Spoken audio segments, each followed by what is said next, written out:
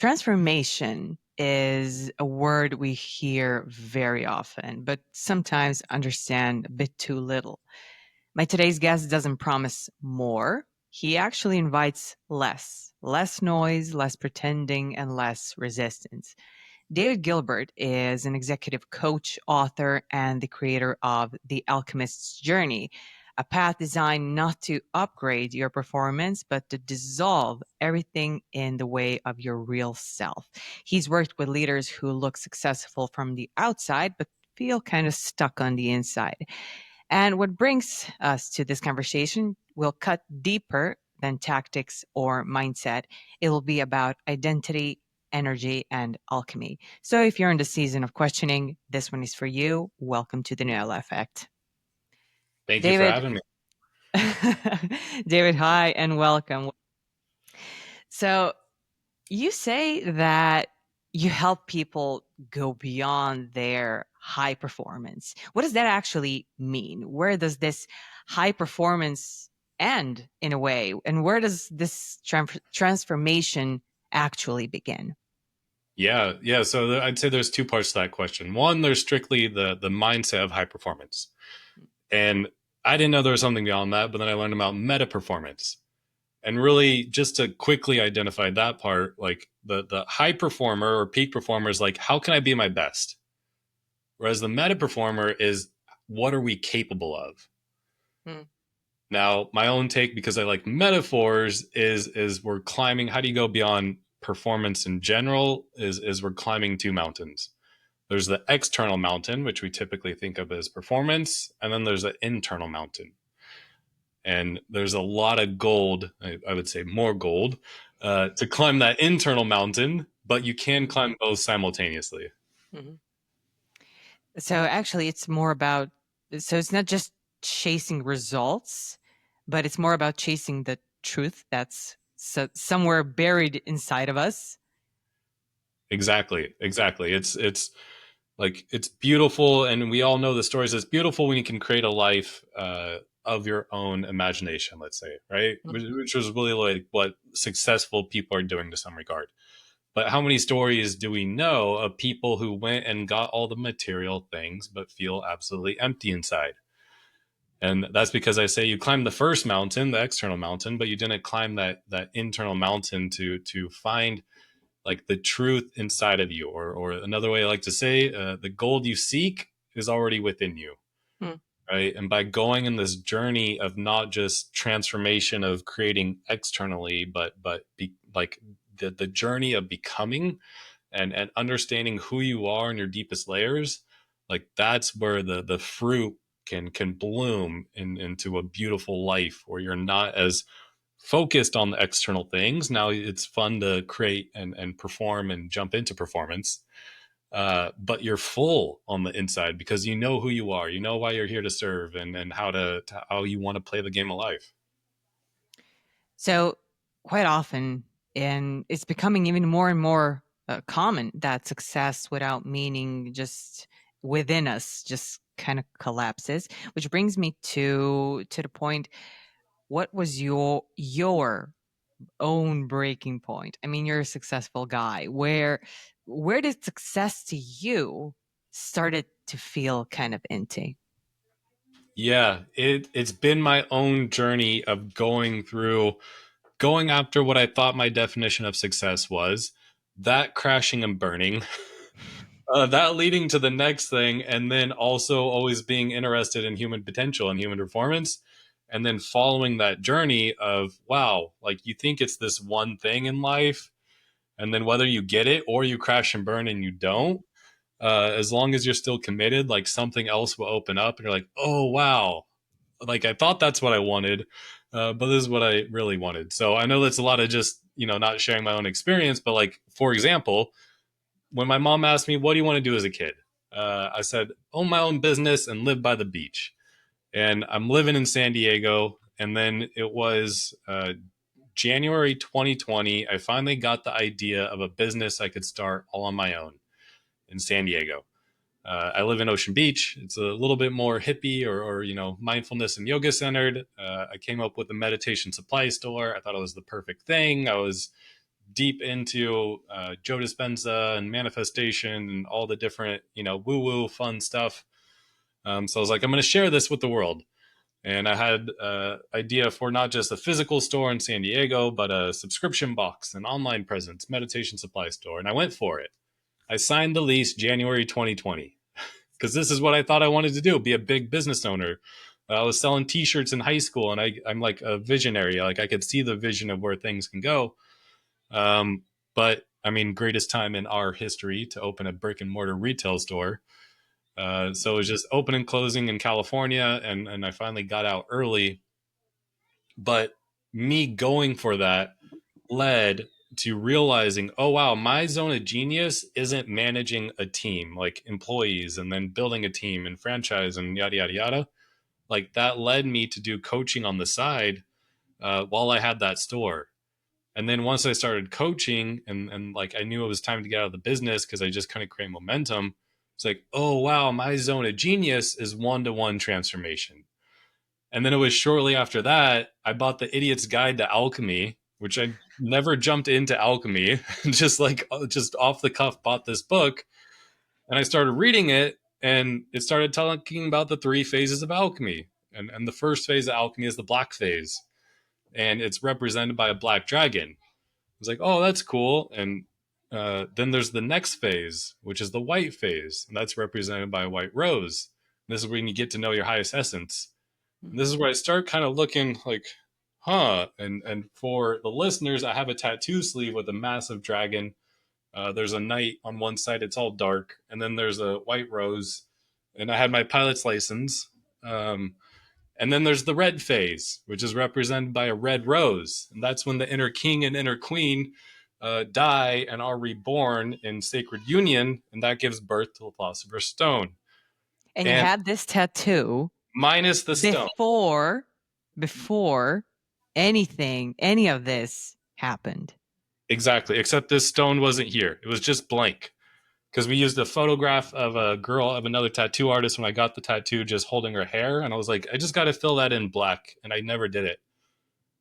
And yeah, that was a moment. I was sitting in my office here at a little couch, and it just broke my brain. Actually, it's I like to say, and I often say, that things happen for a reason. I see signs in a lot of things that happen to us in life, but for you and this tattoo that you had before any of this happened, this is like actual divine intervention in a way. It was. So Well, that's cool. where So cool. it was like my dharma is alchemy. My Yeah, dharma is yeah, yeah. transformation. I'm committed. Like this is how I know this is what my sweet spot, and this is what gives me the gold of fulfillment to pursue this and share it with others. The alchemical journey is quite a bold concept. Can you walk me through what the three phases, but spiritually, actually represent? How did they? You just mentioned them, but how did they show up in real life? Yeah. So this is nothing new. Like I can't take credit for it, right? Because ancient alchemists have been studying this for thousands of years, and they called it the great work, the magnum opus. And people thought alchemists were these crazy dudes like trying to turn lead into gold, but that's only the surface of the story. The real story is they were taking a physical process to learn the pattern of transmutation. We could also call that the art of transformation, to take a lesser item into its highest potential. So as they were taking physical lead and transmuting it into gold, more importantly, they were applying this process to themselves. Hmm. Because really it's like loosely translated, alchemy means God's science. Hmm. So you could think about this as like the science of spirituality. And like chemistry branched off of alchemy, and they removed the spirituality from it. And this is how we got pure science or chemistry. Hmm. So when it comes to the three phases and walking the path spiritually of becoming, the highest potential is like a crystallized version of your soul, of the monad. The first phase is the black phase. And we tend to think of this as like shadow work, right? Hmm. This is where we jump into the unconscious parts of ourselves. You get to know about your limiting beliefs, or your repressed emotions, or the areas you haven't forgiven people or letting go. And this is where you get kind of the kernel of truth underneath all of it. So first you jump into the black phase, and that's the dark night of the soul. That's another way to describe it. Like we all had our moments where, we get depressed or feel disconnected from life or in despair. And that can be the start of your alchemical journey if you choose to go through it. And then the second phase is the white phase. And this is like the enlightenment, the awakening. So this is where you start to get in touch with your heart, starting to get in touch with your higher self, and you start to get in touch with the truth of who you are, like on the deepest layers. And then from there, you could kind of think of the red phase as the integration. And I gave the metaphor of the inner king and inner queen because one of the parts is sacred union of your inner masculine and your inner feminine, right? So this is another way of saying like creating that internal balance. Mm. And as you create that balance, and then from a spiritual standpoint, like become sacred union with internal harmony as well as with source or God or whatever higher power you want to give language to, like that becomes the thing that then gives birth to the philosopher's stone or the philosopher's child. That's really well put. Like, really. I'm an avid, super big fan of Harry Potter. And of course, you heard this before. You seem like you did. So, Yeah. yeah, I like to think of it as a metaphor in a way. But to get to the more practical, hands-on matter, you work with very high-level people, executives, athletes, other coaches, even. These people are, we can say they're maybe the top 1% performers. What is the most common thing that you see that blocks them, that just even when they've done all the work, it still keeps haunting them? If there is such a thing as a one thing, something that you see most commonly. Yeah, it's easy. Blind spots. Mm, We all have our blind spots, and we can easily go through life without acknowledging them or even thinking we having them. And like this isn't a real life example, but just like to put it to illustrate it clearly, like it can be like a husband who's like, I'm the provider, I'm paying for all the bills. So, if you were to ask my wife on a scale of 1 to 10, like how good of a husband I am, she's definitely going to say a 10. And then you go ask the wife, like, how good of a husband is he? And she's like, maybe a 6 or 7. And he'd be like, what? Like, I provide, I pay for everything, and I mow the lawn. Like, I'm doing all my husband duties. And she's like, well, you don't really emotionally connect with me. mm, So everybody has some form of blind spots. And it's really those who are committed to their own growth that then can step into a way of being where you can like clarity is kindness. So receiving direct feedback can actually be the fuel for your transformation. Yet typically it kind of hurts, right? mm, Because we think we show up in one way, or there's a wound, a deeper seated pattern that you're like, yeah, I know, I've been working on this my whole life, but it's still showing up. So it hurts when I hear that I'm not doing that. But that also can be like your catalyst for transformation. So it's the ability to like receive feedback, but also boldly ask for feedback. Like part of the work is, I'm committed to showing up in this way. Like, have I been living up to that? And then being able to receive that feedback when you realize you don't, mm. or you just think you're showing up in some way and everybody else is like, no, that's not how you occur to me. Like, you occur to me very differently than you think you occur in your own head. Let's start from the notion that the feedback that we received is true. How do we how do we start, when somebody gives you feedback that you feel is like completely different? How do you sit down with yourself and judge, maybe he or she, maybe they have a point? I Yeah, mean, it yeah. hurts, and it's, it's not something that you believe. How do you get over that bridge with yourself? That's where I would identify first having a value of like a commitment to growth in some regard, um, or part of your vision. So that's another big part of the work is like, what's your vision in life, and then is that feedback helping you get towards that vision? right? So if you're somebody who's willing to grow, like you could take that on. Now you kind of touched on it. The trick is taking, and this, you know, don't keep like a strict standard, taking 1% of that feedback as truth to Mm. apply to your life. So it's just kind of saying like we all have our subjective experience of life, and we're gonna, you know, share what we think we see. So then it's just what's that little kernel of truth that is yours to carry with you, that if you apply to your life, you're gonna show up different and other people will see you as different. Yeah, I like the notion with the 1%, because when somebody could say even that I would never do that. How can you even accuse me of that? And in my mind, it's the 1%, just like you said. What made that person even think or say that from the beginning? So that could be the 1% there. Um, okay. Now I'd like to go to the second part of the episode, like what I like to call is truth versus myth hot seat. So I'm going to give you a few statements, popular beliefs maybe in performance and healing world, Yeah. and you'll tell me if they're true or just a myth. You can also feel free to elaborate.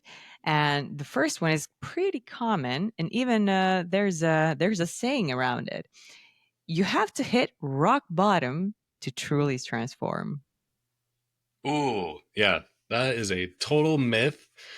Now, it helps to acknowledge as humans, we usually learn by when there's so much pain, we have no choice but to transform. Like, that's one of our greatest catalysts. But really, transformation can start with a decision. Like, literally, like meta performance, that model, you know, one of the things underneath Novus Global, the part of the coaching firm I'm on, is that we can choose at any time to make we call it a nuclear commitment, where if you make that commitment now, we love to say like up until now, you know, I was this way up until now.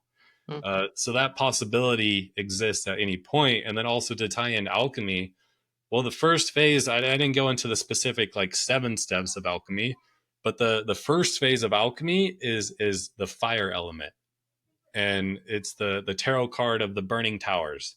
And this mm. is You have to burn to shine. exactly, it's burning in regards to purity. It's purifying something that you thought was true that isn't true, and coming and burning that down.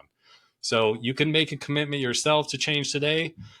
We're human, so we basically wait until there's so much pain we have to change. But the universe can also send you a curveball and bring that fire of transformation into your life. And you can let that be the initiation for you to jump into your alchemical journey if you choose. So it can be a combo of things. Yeah, it's really cool. I also heard this saying that if you don't realize that the universe is trying to tell you, like, you know, this is not for you. It starts like really, really gently. You know, the universe is not not a mean thing actually, and it starts gently, and after a while, it becomes so unbearable that you have no choice. Just like you said. Okay, second one, breath work can replace traditional therapy. Oh, that uh man, I could play both sides of Mm, that. So maybe it'd be helpful for listeners just to hear how my brain works on both sides. that's an Uh option. yeah. One side, if breathwork were to replace therapy, it's a like a very powerful practice that if you master, you could one master your nervous system. Number two, deeper breathwork journeys, you can have altered state experiences, which opens you up to your subconscious. And I've had wild things from clients that I've taken it through to, if you know internal family systems, like I've had somebody who it was their first breathwork experience, and a part of her that died at like young and she thought never would come back was like revived during the breathwork journey. I've had my own moments of like connecting with ancestors and loved ones, and some of the most, you know, wild psychedelic experiences just on breath work, as well as releasing a lot of repressed emotions. Mm. Now, I think there's parts where, like, if you lived in a cave and you did breath work and I had a journal, I think you could get there. But the beautiful thing about the healing journey is that it's better and it works more effective with others. So like having a mirror of somebody who can get in and help you integrate what could come up during breath work. I would say I would have to lean towards um, it's both, like having that tool plus somebody who can help you integrate, and like you could also have an experience through breathwork and altered state that doesn't make sense to you. You're like, it could shatter one of your sacred cows, right? Maybe you don't believe in reincarnation, and then you have this vision of like a past life that felt more real than anything, um, which can be true with psychedelics as well. So that's where long answer, but I'd say it's both. Like, yeah, I just couldn't Both. get truth Yeah, it's and kind of both and, because if you go to therapy, that's absolutely something to encourage. If you feel the need to just even talk to somebody, if you have trauma or anything, uh, but take breath work as a homework. That could be a good thing, because next time, maybe if you go to therapy, maybe you have some new things that come up. I will take breath work as a yogi for 15 years now. I take breath work as a homework every day. Okay, next one. You talk a lot about the balance between feminine and masculine energy. And one myth, maybe, that arises is that masculine energy, for example, is all about control and dominance, and feminine is the opposite of it. yeah, total myth. And that's where we have like the what we think the masculine and feminine is, and then you could say like the divine masculine and divine feminine, right? So, for example, like the divine masculine is really to put up the sacred boundaries or containers. You could also see be the protectors, right? Like protector of the container for the divine feminine to flow within that. So, yeah, that's What is the that's difference between saying just masculine energy or feminine energy and the divine energies of both? yeah. One part is like divine masculine. Like we kind of think of the even like the masculine, like oh, control and power and whatever provide. Mm, Whereas like divine, one way it's partly the alchemical journey, right? It's mm, creating a balance of both the inner masculine and feminine. So like for the man, because I lead men's groups, like, and we call it divine masculine embodied. Like one, the classic example is like it's okay to be in touch with your emotions, right? So being able to tap into your inner feminine where you can feel, you can express your emotions and do that as the masculine still committed to a purpose or a vision or like embodying the highest consciousness that they can, right? And it's also the divine masculine receives the feminine, which like receiving spirit is another, like that's how you receive spirit, which is like what becomes the divine masculine. So it's that integration of inner masculine, inner feminine, as well as like spirit, and then commitment to physical and just like dedication as a man of what you're here to, the work you're here to do. mm. Okay, next one.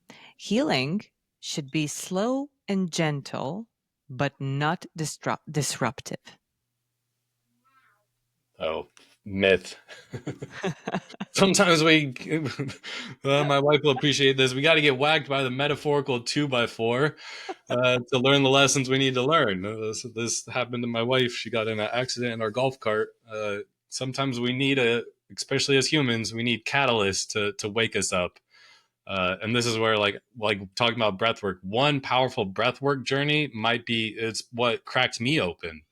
My first breathwork journey was in Sedona with Anahata and Nanda, and there was like 40 people there, and we're halfway through, and she's leading us through visualizations and stuff, and I was like, this is cool, but like nothing's really happening.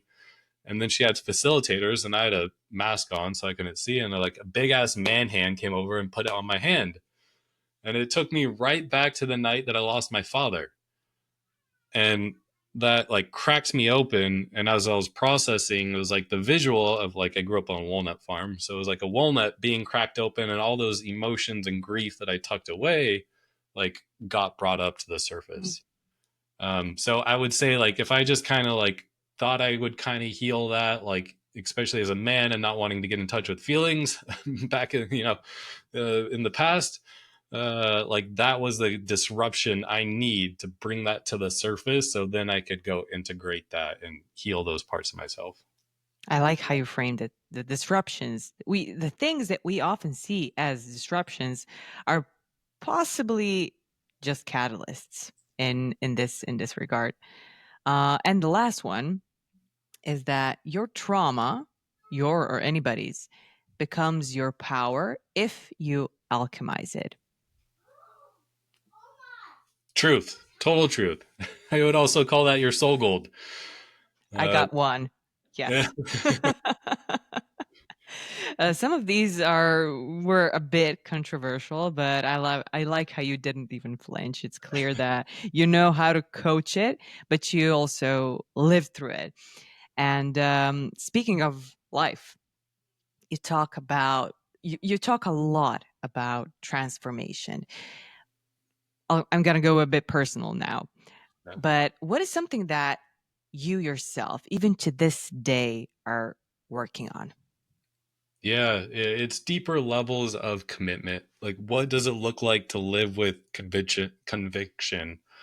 Like the four agreements, being impeccable with your word, and then also neutrality. Like, and I mean in regards to like external results, right? So if you could be somebody who's so committed to the vision, or maybe just committed to being love, and you don't let the external results like kind of dictate your feelings to where it takes you off path, not to say you can't feel things. Mm. That's just another like whole nother level of a powerful way of being. So um, just learning too, and also like how do you take deeper levels of pain and like turn that into more fuel, because we're all going to have stuff consistently come up in life. So at the end of the day, it really is like either you have excuses and you play the victim, or you become a co-creator. If you want to be a co-creator, you're going to learn it's about who are you committed to becoming to create the vision at hand. And we all have our survival needs, right? We all want to look good, feel good, be in control. And the more you can sacrifice those survival needs, the more you can create a vision or your imagination like in this world. And to me, that is exciting. Like this is like a sandbox that we get to play in as creators. But it's not always easy because we still have all this humanness that we don't want to. We just want to go towards pleasure and pain. And I still have my ways. Coming back from Greece, trip with my wife today, it was like yesterday I was exhausted and I didn't want to give in to working on things and doing extra things. So I just wanted to lean like search for quick dopamine hits. So yeah, it's this. How do you break? How do you break out of? Do you first? Let me phrase it as a two-part question. Do you believe that breaking out of the matrix, as it's often said, is a thing? Yeah, yeah. I would say there's a collective, like, and we can get into what is the universe. The universe is made of energy, right? It's all atoms, energy Sure. vibrating. So there's like collective energies that create societies with their belief Mhm. systems, and we all know this. So there absolutely is a matrix of what we think life is about, and then you go and have your awakening moment, and you realize, oh wow. A metaphor I like to share is like there's a mirror, like you learn there's a mirror, and then you start to get to know yourself in the mirror. And then awakening is to realize there's a mirror behind you, and it's just like infinite perspectives. Um, and then so then you break out and realize, whoa, there's a lot of Yeah, crazy things in that belief system. the eureka moment, like somebody Yeah. slaps you and you wait, why am I even, you know, conveying to this? What is going on? You have two daughters, your husband, a father. What has fatherhood taught you about purpose that coaching just didn't or never could? Oh yeah. There's nothing that will light a metaphorical fire on your ass than having kids. Uh, it's also too like if you want to know greater capacity of how to give and receive love, like Like having a kid like shatters your heart, right? And it's by like gluing the pieces back together, like that's when the container gets bigger. Mm. So it's, yeah, it's, and also I'll say like we have a household, two daughters, a wife, and then two cats, which are females. And I just decided to choose that the our one fish we have identifies as a male. So I'm also learning a lot about emotions in this lifetime. I'd say you're in a pretty good environment to learn a lot about different emotions in different cases. And also, I started kind of a tradition as a closing question on this channel to ask my guests as the one of the last question is, if you had you mentioned mirrors. So if you had a mysterious access to everyone's in the world, to everyone's bathroom mirror, you can write only one sentence on it. What would it be? I go back Choose to, wisely. yeah, it's like it's between two, but it's the same theme, right? Like dare to live your imagination, or you are the co-creator, or like you are the creator. I like the second one. I've been told that by a few people that were very impactful in my life. You are the creator on most cases, but co-creator in some. So Yeah, ride that way and be your own alchemist and turn yourself into gold yeah, and in be a the way. author of your story. If you realize like life is just the perception of what you see, and you get to translate that, you get to tell your own story. There's so many ways we just get stuck in life because we're telling ourselves a shitty story. And the work, like how do you get the peak performers to go beyond high performance? Well, it's by knowing your blind spots and disrupting their thinking. And the more you disrupt your thinking of what you think your limitations are, and then go do something like that, opens up whole new possibilities in life. That's beautiful. And the truth, the gold is something that all of us can carry out of this conversation. David, thank you for reminding me and reminding all of us that transformation isn't something that we do, is something that we become. And for everyone listening, and of course, if this episode moved something in you, go deeper. And in the description down below, there's David's book, The Alchemical Journey, and it's available now. All the links that are needed are in the description. Thank you for tuning in, and I'll see you all in the next. If you like what we do here, please consider subscribing to the Noelle Effect. Hit the like button, it really helps the channel and me to continue doing what we do. Thank you for listening.